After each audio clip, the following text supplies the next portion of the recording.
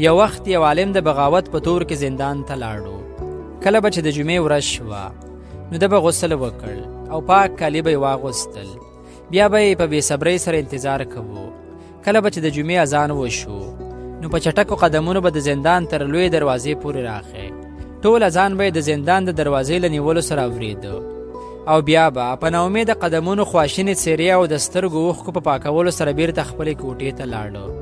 پر دروازه باندې یو غیر مسلم جیلر مامور کړی شوی و. هغه له ډېرې مودې راهیسې د دې عالم دا معمول لیده.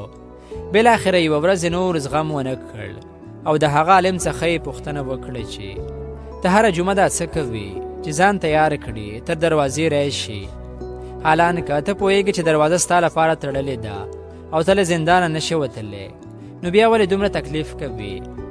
عالم ورته وفرمیل چې جیلر صاحب، زما د رب حکم دی چې کله د جمعې اذان واورئ نو خپل ټول کارونه پرېږدئ، غسل او صفا کالي واغوندئ او ژر تر ژره د جومات پر لور ولاړ سئ. نو زه خپل رب حکم پوره کوم او تر هغه ځایه ځم چې راته امکان وي. عالم ورته وویل چې بیا زه زندان د دروازې زنځیر ونیسم او له خپل رب سره داسې ګویا شم، یا الله ته زما مجبورۍ وینې، ستا د حکم د پوره کولو لپاره زه تر دې ځایه راخلم، خو تر دې مخکې نشم تللی.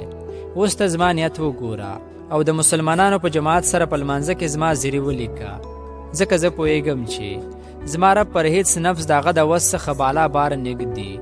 نو زه هیله لرم چې زما الله به د جمعې د لمانځه اجر راکوي، که څه هم زه د ماسپښین لمونځ دلته په زندان کې ادا کوم.